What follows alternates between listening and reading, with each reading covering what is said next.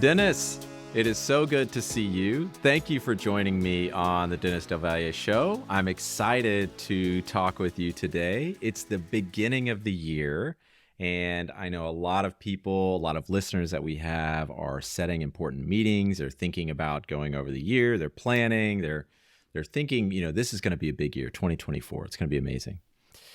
But I know that you have a lot of experience in business and leadership. You have or raised in a business and leadership environment. You've seen a lot of different things. So what I want to hear from you to kick off this first show is tell me a little bit about your background in that business and leadership environment and how you noticed, some of the things that have propelled or have emphasized your career and your coaching. And then what, maybe advice you might have for people thinking about their meetings, thinking about planning this year. And then we'll wrap from there. What do you think about that? That sounds amazing. Yes. Love it. Okay. Love it. All right. So for me, things started at a young age. I saw my mother, my parents start a business, and it was just the two of them. And it was a terrible environment to start a business.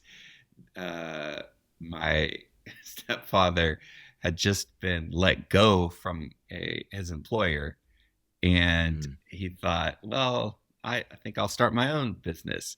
And so they had very little capital, and they just started it in our living room, and it was pretty crazy.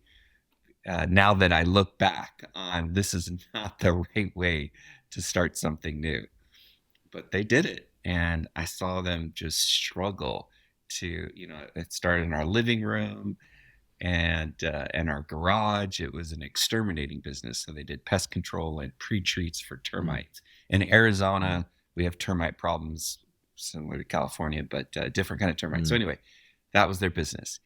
And it's just the two of them. And then he invited his brother into the business after this in the second year. And as the business started growing, I remember them getting their first office, junky, terrible place, bad part of town, but that was the beginnings. And they started adding employees, and after I'd say 20 years of watching the business, they grew it to the largest exterminating company in the state of Arizona, one of the largest in the Southwest, 150 employees, offices all over the Phoenix, the Valley. It was amazing. And there I saw firsthand family business and how it works, how it doesn't work, and all the problems. And the problems of it hiring family. We had lots of family in the business and friends, and saw different aspects of leadership, when leadership works well and when leadership doesn't work so well. And so that's my story, and that got me excited. I also was in public education for about 15 years. Yeah. And there I got to see a real deficit in leadership. Unfortunately, great teachers promote and become administrators, and the people who are great administrators naturally have the gifts. Well, they go into business and other things. And so in education, one of the main problems we have is just a lack of leadership, because great leaders, they don't go into education typically. Yeah. Great teachers go into education, and some of them have leadership and do okay. Others don't have the leadership skills, and they really struggle. And I got to see that firsthand as well. And so leadership's been very close to my heart. I coached basketball as well, and that was love coaching kids, leading them, thinking about leadership and how to grow them up and turn them into leaders, being the athletes, being the leaders. And so leadership's always been something dear to my heart. Business, family businesses, something really that I've seen how it works well, and the things that don't work so well. So that's what I love to bring to my clients, is best practices, things that will really help, and things that can really go wrong in our family businesses. Because if you don't have good boundaries there, wow, things can go south really bad in marriages, and bringing in children or siblings to the business. it Yeah. it can work well, and it can also go really badly as well. Hmm. So So these experiences that you've had, they, like you said, kind of taught you the good, taught you the bad, yeah. and it put this motivation or this emphasis to figure out like, okay, how can I actually take those good things Hmm. and kind of mitigate the bad? And I think from what I understand from your practice, you really try to emphasize a holistic view of leadership or of personhood, if you want to call it that, and how relationships affect leadership and how emotional awareness and intelligence affect Yes. Yes. your Yes. leadership. And so you saw how all of these different components, especially in the family side, you see how all of that can mix together. And so it's important to address kind of all those issues, over the Oh, long term. That's exactly. is that accurate? Exactly. Yeah. Yeah. Yeah. The leader we are at home can be the leader we are at the office. And that if we struggle with conflict and we can't do confrontation well, then and that's going to show up in all parts of our life. And so Yeah. it's just vital that we build in these characteristics, this strong character that can face reality and engage it and struggle, because it's exciting when a team Yeah. comes together for a common goal, whether it's a basketball team or a team that's marketing a new product. Like the product my parents marketed is Mm. killing termites, preventing termites from getting in your house. And it's exciting to see a team come together and be so much more than individual parts to accomplish a Mm. goal.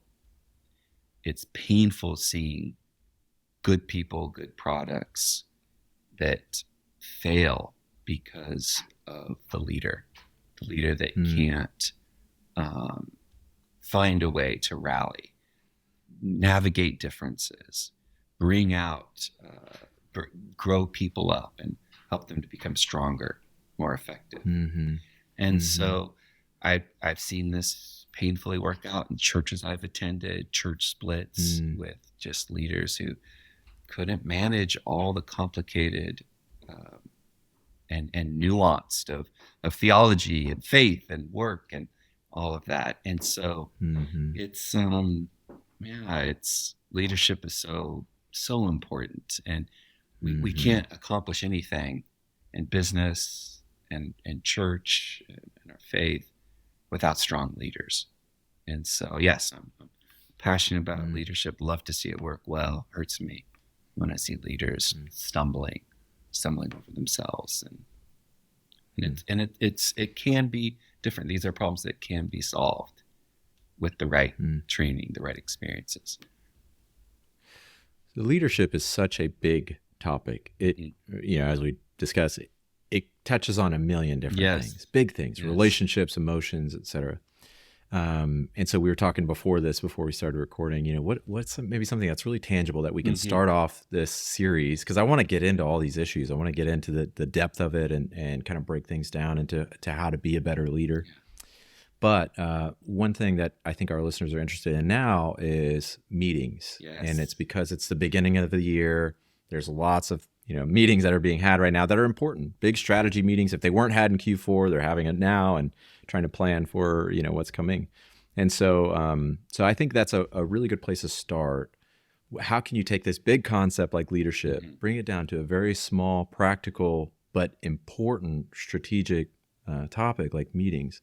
And so you said you'd done some reading on this, and Yes. I would love to hear like please give our listeners some advice on what is a good meeting and how can we do this better? Because I know I'm doing it, everybody's Yes. doing it right now, having Yes. good meetings. So help us out and help us understand what we can do better Yes. going forward this year. I love Patrick Lenciani. He has these masterful works on leadership and business, and one of his books I love so much is it's titled "Death by Meeting," and Mm, I love that. love that title. It's the best titles. And so, what I find to happen, I do a lot of executive coaching, and in my conversations with executives, especially early on, I'll hear them flippantly say, "Oh, today was a terrible day. I just had all these meetings," and I hear leaders talk about, "Oh, it's hard to get work done because I just run from one meeting to the next." Hmm. And this is really one, if not the largest, one of the largest mistakes of the leader. You see, Mm. as a leader, meetings is your number one priority, is the work. Mm. Just like an athlete, it's the game. We just saw the national championship for college football. We're leading up to the Super Bowl. What's the most important thing? The game. And so for the leader, meetings are the game. And this is a Interesting. Okay. big shift in thinking, because when Yeah. we were individual contributors, well, getting that big client, getting that big contract, working with a client for a problem, that was our work when we were individual contributors. And what made us so successful, maybe when we were just a business of one or two. But once we move into leadership, we have a team, we have direct reports. Our most important activity is our meetings. And creating meetings that are engaging and exciting, because the problem is our meetings are boring and they're ineffective. And there's a reason for that. And that too is a solvable problem. And so the next mistake that leaders make when they fail to see that really meetings is their most important activity.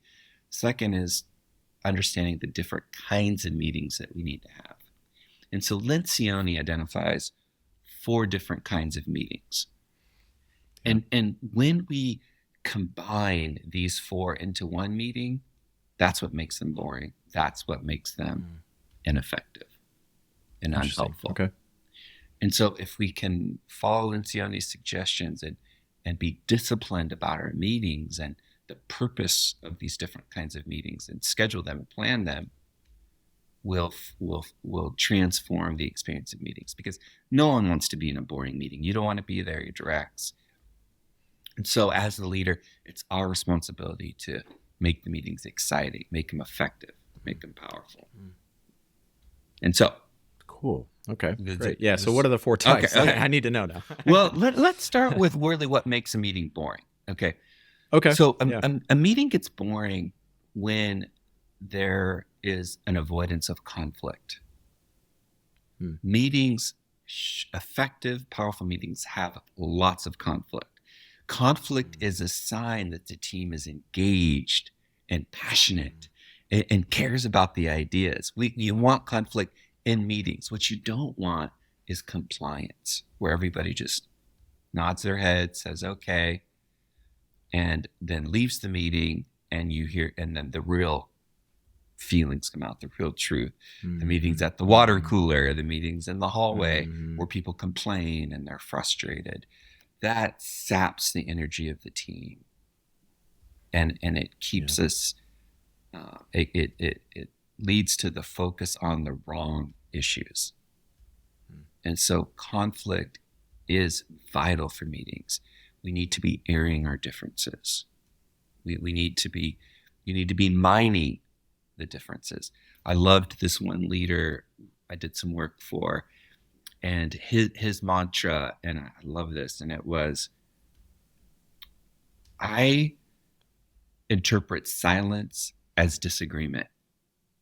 I interpret silence as disagreement. So when you're silent, I'm thinking you disagree with me. Okay, so tell me, Jim, you're being silent right now. What problem are you having with this issue? So you see, he was aggressive. He would mine out the disagreements, the differences, the conflict. And he wouldn't let people just, no, I'm okay, I'm just thinking. No, you're silent. That must mean you disagree. And so he was very forward thinking, and I love that about this leader. And so we want conflict, we want tension. I think the other thing that makes meetings boring is when we don't have a hook. And just like a story, a good movie, a good book, it hooks you in early, right? With a conflict, with a problem to be solved. So we need to come to our meetings with exciting problems. Today we're going to solve our budget problem. We're way overspending, and we're going to have to fire people unless we solve this. See, that's exciting. We're going to solve a problem, or our competitors are crushing us in this one area. So we're going to solve that in this meeting. So you as a leader, you create a hook, just like a great movie, a great TV show. create a hook for your team so they're excited, that they know, hey, this is going to be a productive use of our time. So then the third reason I had mentioned this earlier, the reason why our meetings are boring is because they're ineffective, because we're trying to do too much. And so let's talk about what are the 4 types of meetings we need to have and why we need to keep them separate. Okay. So the first kind of meeting, and this should happen daily, is a daily check-in. This is a quick 5 to 10 minutes. And all we're doing is tactical, hey, where are you? Where are you with this initiative? What do you need today to be successful? Who's out of the office, visiting clients or out on sick, where are people at? So just a daily short check-in. So that's every day, 5 to 10 minutes. Second kind of meeting, Lencioni calls this the weekly tactical meeting. This is 60 to 90 minutes. The big idea here is that we don't introduce new ideas. This isn't the time to bring in some great idea or some great new initiative. We got to keep that separate. Here, we're just being tactical. What problems are we solving? How do we solve them? We have our initiatives. We've set our goals. So how do we solve these problems? So it's very practical. Just once a week, 60 minutes is all you need, maybe an hour and a half. Third kind of meeting is a strategy meeting. And this needs to happen. It can be as needed, but likely once a month, where we get out of strategy, we start talking, we get out of the tactical and we get to the strategic. And this is where new ideas are great, brainstorming, where we really look at our initiatives and see what are going to be the new ideas to address this initiative. Okay, so a strategy meeting. And this takes 2 hours, because you're brainstorming. No idea is a bad idea. We don't shoot things down. So good brainstorming message, a good brainstorming meeting full of ideas, crazy ideas, right? We get them all out and then we start working through them. And we don't worry about the practical, tactical in these meetings because that limits creativity.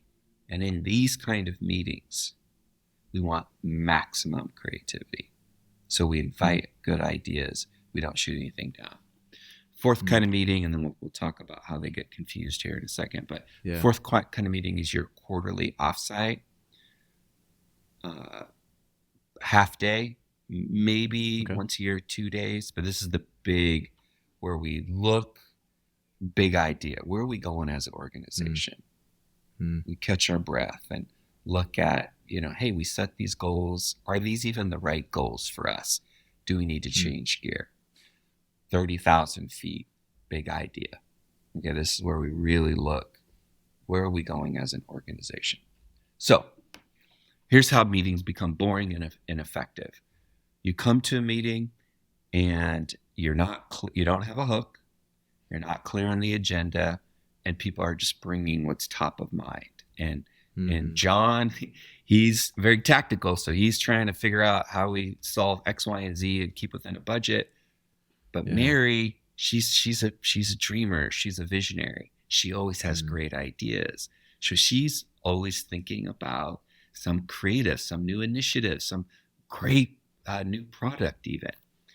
And so we get these types in the meeting without that strong leadership that has a clear vision of what kind of meeting we're having today and the purpose of it, and put boundaries on, because we have to keep everybody in their lane. And so we need those creative ideas from Mary, but we need those at the quarterly offsites or that ad hoc strategy meeting, that we do more frequently. In a similar way, meetings get off track. Like, let's say we're in our quarterly meeting, we're dreaming, we're going big idea, and Jim comes in with, well, what about the budget? What about this and that? And he starts shooting down all these creative ideas because he's so tactical, he's so practical. And so the leader needs to own these meetings, own the agenda, own the purpose, and keep people on track for the kind of meeting we're having. Because we need all these different energies. We need practical, we need tactical, but we also need big idea, strategy, vision. But we got to put those in the right places. Leaders mess this up. They allow their meetings to get away from them, and people to take maybe what they're excited about or passionate about or what's important to them and run the meeting themselves. And then we get nowhere. We don't accomplish what we're trying to accomplish, and our meetings get ineffective and people start checking out. They start feeling discouraged, and we all are getting bored because we're not accomplishing anything. We're not making progress. And so that's my challenge to the leader. Leader, your meetings are vital. That's your most important activity. Secondly, you need to know the different kinds of meetings your team needs. And so focus, bring the agenda, bring clarity, and then you can start having exciting meetings with conflict and passion and differences and disagreements for the greater good. So this is so convicting and so backwards from how I think about it. I don't want conflict, and I don't, Yes. Yeah, but I love the way that you're describing that. And I had an hour-long meeting earlier today that I think I mixed all of those together. So Yes. this is super, super helpful. So daily check-in for very tactical things, weekly tactical meeting. Yeah. And then you've got maybe a monthly brainstorming Ad session. hoc. Yeah, it's kind of, Ad hoc. you might need it. There might be a change or something's not working, but once a month, that's every 2 months, that longer meeting. Hey, strategy, some brainstorming, some new ideas where we look at things. Yes. Okay. And then a quarterly kind of offsite to kind of. Yes, that's where, hey, dream big. Are we on the right path right now as an organization? Dream big. Is there something we're missing that we should be doing? This is where we need lots of creative ideas, and we need to quiet it's typically the COO. We need to keep those guys. We need your ideas, but we don't want you shutting down good ideas because they're impractical. That doesn't fit yet. We need lots of creativity so that and use all this brain trust so that we stay on the front edge in our industry, in our particular area. Yes. I'm reading the Power of Moments right now, and he talks about how beware the attitude of reasonableness. It's just reasonableness can kill a moment, kill creativity. Yes. And so I guess your point, think about the tactical in the tactical meeting. Think about the creative and the vision setting in the vision. Yes. Because and some of us, we all have different giftings or geniuses. This is what Lencioni is, this working genius, which is fantastic as well. And some of us are wired for tactical, practical, and we absolutely need those people to execute. But we also need visionaries, people with creative ideas, and people that love to blow things up and create new. And so when we have clarity on the purpose of our meetings and everyone understands what we're trying to accomplish, then, we don't distract, and we keep meetings effective, and that's what keeps them from becoming boring. Ineffective meetings are boring and a waste of time for everybody, and so that's what we have to fix. Love that. I would love to hear from listeners as well. If there's a meeting that you thought went really, really well, or if you found something in your practice that has gone really well, love to hear it. Please comment, find wherever you're listening to this. Like I want to hear from that. So thank you, Dennis. This is so helpful. I'm so excited to get into the rest of the year. Meetings is just one component of how you run a good business, how you become a good leader, but there are a million more, and I can't wait to dive into those. So stay tuned for further episodes. I'm excited. Awesome.